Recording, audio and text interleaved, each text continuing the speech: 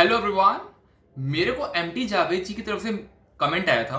वो कहते हैं कि मेरे एक्टिवा का जो हैंडल है वो बेसिकली टाइट मूव हो रहा है राइट या लेफ्ट में, और 2 हफ्ते ही हुए हैं गाड़ी लिए हुए। क्या रीजन हो सकती है, क्या प्रॉब्लम हो सकती है? एक्चुअली 2 प्रॉब्लम हो सकती है आपके हैंडल पे।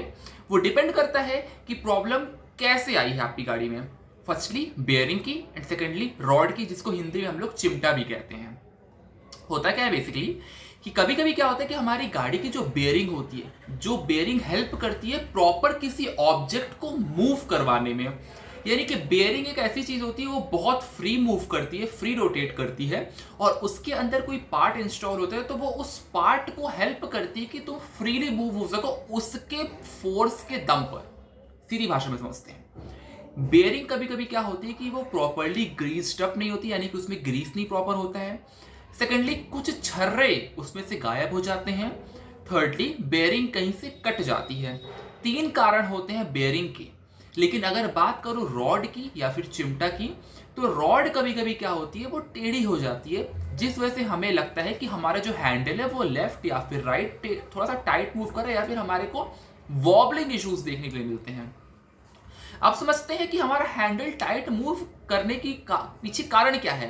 यानी कि अगर मैं आपसे कह रहा हूं कि हमारा हैंडल टाइट मूव कर रहा है, तो क्यों मूव कर रहा है? एक्चुअली देखिए, जो रॉड होती है हमारे बेयरिंग के अंदर कुछ इस प्रकार इंसर्टेड हुई, ठीक है। तो फॉर एग्जाम्पल, जब आप अपने गाड़ी का हैंडल राइट मूव करते हैं तो हमारे ये वाला जो पार्ट है बेयरिंग का, वो इससे टकराता है। बीच में है तो कोई दिक्कत नहीं है, बीच में तो कोई दिक्कत है, लेकिन हमें अपने हैंडल को लेफ्ट या राइट तो मूव करना ही पड़ेगा। और जैसे आप लेफ्ट मूव करते तो वो यहां से टकराता है, राइट मूव करते तो यहां से टकराता है, बिकॉज वो जो आपका जो चिमटा है जिसको आप लोग रॉड कहते हैं, वो इस प्रकार कुछ बेंड है। और जब बेंड है तो जब आप इसको यहां मूव करते हो यहां से मूव होता है, और जब यहां मूव करते हैं तो इसका नीचे वाला जो पार्ट है वो यहां टकराता है। तो हमें ये फीलिंग आती है कि हमारा जो हैंडल है वो टाइट है।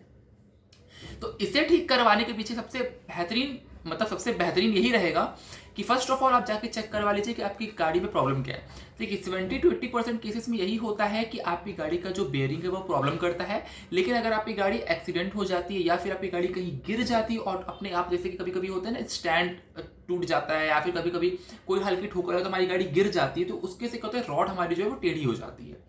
तो ये 2-3 कारण होते हैं जिस वजह से आपकी गाड़ी का जो हैंडल है वो टाइट मूव करता है। तो ये दोनों आप चेक करवा लेंगे ना, तो आपको पता चल जाएगा कि आपकी गाड़ी में प्रॉब्लम क्या आ रही है। बेसिकली 70-80% में बेयरिंग की प्रॉब्लम होती है, लेकिन 10-20% में हमें रॉड का भी प्रॉब्लम देखने के लिए मिलता है। तो आप जाके चेक करवा सकते हैं। और अगर वीडियो पसंद आई तो प्लीज वीडियो को लाइक भी जरूर कीजिएगा। Thank you so much, bye.